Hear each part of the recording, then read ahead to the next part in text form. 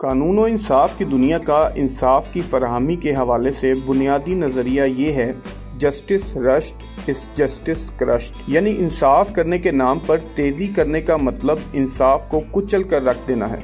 18वीं सदी के आखिर से आज तक इंसाफ को बुलडोज करने के बहुत से वाक़यात हुए। इस तरह के मुकदमात में इंसाफ के नाम पर जल्दबाज बेइंसाफ़ी करने वाले अपनी ज़िंदगी में और मरने के बाद भी अपने किरदार पर लगे काले दाग ना धो सकें।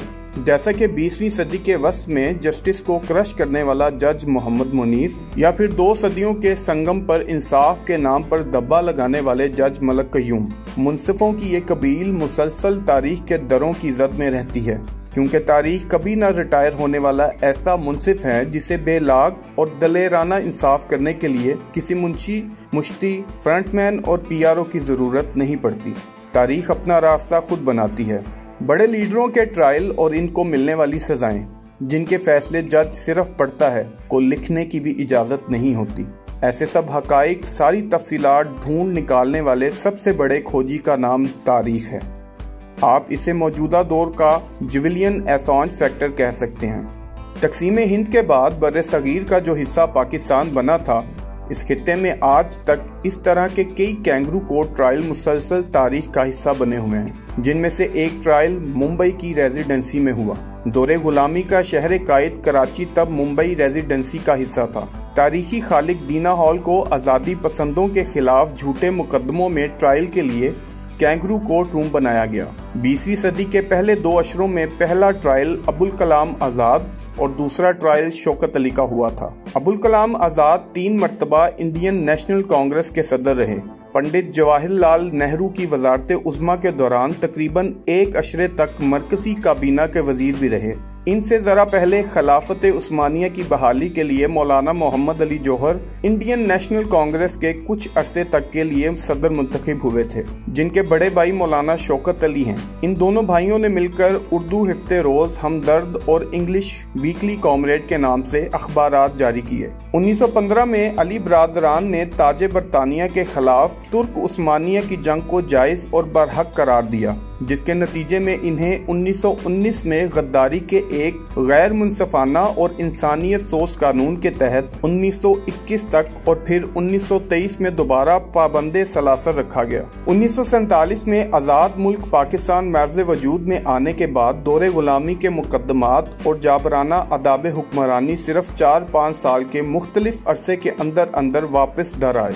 सियासी इंतकाम ऑर्डर ऑफ द डे ठहरा, जिसके लिए मावराए आइन तरीके से पावर कॉरिडोर में घुसने वाले हुक्मरानों ने अपने काले करतूतों पर मुल्क के जुडिशियल सिस्टम को बतौर शील्ड इस्तेमाल करना शुरू कर दिया। इस अहद सितम दर सितम की इंतहा अहद ज़या में हुई, जब एक इंतहाई मुतअस्सब और सियासी जज मौलवी मुश्ताक ने 1 मैन 1 वोट के जरिए मुंतखब होने वाले पाकिस्तान के पहले वजीर आजम जुल्फ़िकार अली भुट्टो को फांसी की सजा सुना दी, वो भी एक ऐसे मुकदमे में जिसमें अदालती मकतूल वजीर आजम भुट्टो शहीद के खिलाफ महज साजिशी जैसी दफा PPC 109 का बेहुदा इल्जाम लगाया गया था। मैंने 2011 में वफाकी वजीर कानून की हैसियत से इस अदालती कत्ल को सुप्रीम कोर्ट ऑफ पाकिस्तान में आइन के आर्टिकल 186 के तहत चैलेंज करने का सदारती रेफरेंस तैयार किया। साथ ही इस तारीखी नाइंसाफी का दाग धोने के लिए वजारत के मनसब से सुप्रीम कोर्ट के बेंच नंबर 1 में खड़े होकर फुल कोर्ट के रूबरू वफाकी वजीर कानून की हैसियत से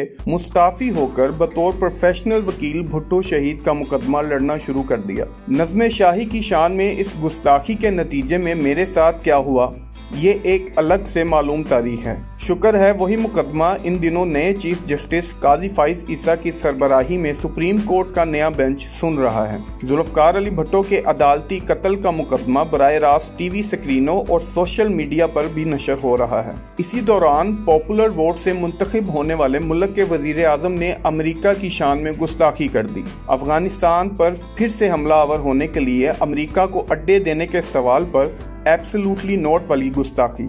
रजीम चेंज की अंदरूनी तफसीलात पर आप मेरी 5वीं किताब रजीम चेंज और तौहीन रियासत पढ़ लें। इसे जमहूरी पब्लिकेशन ने शाया किया, जिसमें रोजनामा दुनिया में छपे कॉलम और दूसरी चश्मो कुशा वाक़यात शामिल हैं।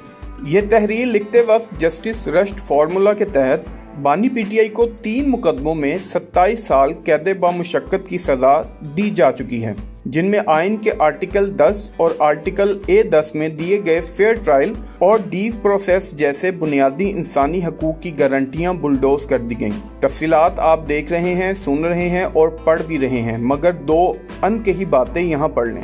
पहली अनकही बात, ज़ाब्ता फौजदारी की दफ़ा 371 के तहत ट्रायल कोर्ट का जज लिखा हुआ फैसला अदालत में पढ़कर इसकी तस्दीक शुदा कॉपी मुल्जिम को इसी वक्त पकड़ाने का पाबंद है। साइफर केस का फैसला 3 दिन बाद जुमेरात के रोज सामने आया। सीधी बात है कि सजा देते वक्त फैसला होता तो इसकी कॉपी मुल्जिम को मिल जाती। अब अपील और दरख्वास्त जमानत सोमवार पर चली गई है। तोशाखाना केस में पहली सजा जज दिलावर ने दी और दूसरी सजा जज बशीर ने दी। दोनों सजाएं आइन के आर्टिकल 13 की खुली तौहीन है।